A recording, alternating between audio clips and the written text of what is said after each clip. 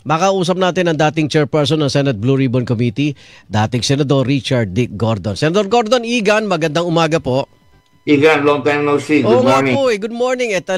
Alam nyo naman, nung araw na yan na inimbisigan mo, ako'y galit na galit. At nagkausap na ho ba kayo ni Ombudsman at Remulla dahil bukas na po siyang balikan itong kasong ito? Yes, nakausap na kami.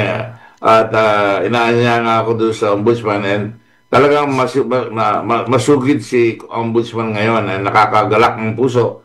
Sabagat talagang mukhang hindi niya papalusutin lahat ng katiwalian na nangyayari sa gobyerno. And we support him very much. Briefly lang doon sa ibang nakalimot na, no? Itong Parmali, maliit ang kapital, nakakuha ng malaking pondo mula po sa DBMPS. At ano ang naging resulta ng inyong naging investigasyon, Senador? It would never have happened kung walang talagang pasimuno. At ang pasimuno ay si President Duterte. Siya nag-utos, siya nag-appoint, siya nag-protection, siya nananakot sa Senado nung iniimbestiga yan. At siya nagpalipat ng pera kay Duque. Merong admissions lahat yan.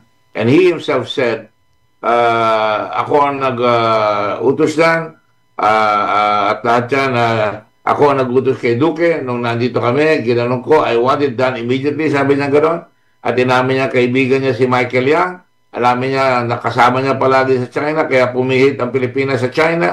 Talagang nagamit siya talaga si Michael Yang. At ang masakit, ay ang linaw-linaw naman. Tama yung sinabi mo, Igan. 625,000 ang makukuha. 47 billion, naabot pa lang natin, 11 billion. Ano pa naman yan? Walang legal, technical, and financial capability na matanggap yan. Huli-huli, kahit na sabihin mo, kahit huwag mo na sabihin legal, technical, and financial, tatry mo lang, kaya mo bang bumili ng mga sinasabi mo, kaya mong isupply yan sa 625,000? Huli agad doon pa lang Pwede lang idiin kagad Pero, sa kabila ng inyong investigasyon ba at rekomendasyon, may nahuli ba? May nakulong ba? Alam ko na may mga nakontempt, pero nakalaya na rin nang natapos na yung Senado Yes, ang problema talaga, pagka nakaupo yung hari, lalo na yung natatakot ang tao dahil marami namamatay noon, natatakot talaga ang lumabas. Pero ang Senado, pati kami sinasabi, huwag kayo makinig sa Senado. Lahat yan, si Gordon, si Lacson, huwag kayo makinig sa Kapalembira nung araw. Pero kaya nga lumabang kami. Then, ang co-equal branch ng gobyerno, ang legislatura, ang Senado, ay hindi mo pwedeng intimidate. Kaya nilabanan namin talaga. At ang investigation ng Senado, umabot ba talaga kay dating Pangulong Duterte, Senador? Yes. Ang una ko sinasabi, the crime would never have happened without an enabler. Ang enabler, si Rodrigo Duterte. Nagsimula yan sa pagkakaibigan niya kay Michael Yang. Nagsimula yan na in-appoint lahat yung mga tao doon. Yung bidding process, pinabilis. Wala nagbabantay. Nakaposisyon yung mga tao niya, sila Lao, sila Leong.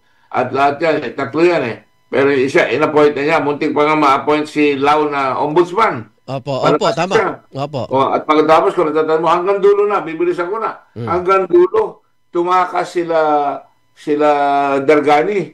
Sa tumakbo, sa Davao. May chartered aircraft. At pinalabas.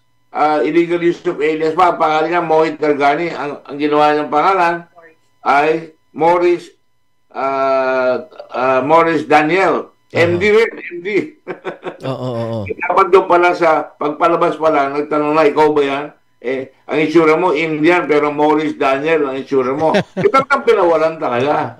Kaya hinintay namin makalabas. Magaling rin yung Sergeant of Traffic namin. Huwag nyo muna huli sa loob. Paglabas yan, huliin nyo, dahil napalabas na. Nakatunayan na, nagkunjaba na doon sa airport, nakalabas na sila.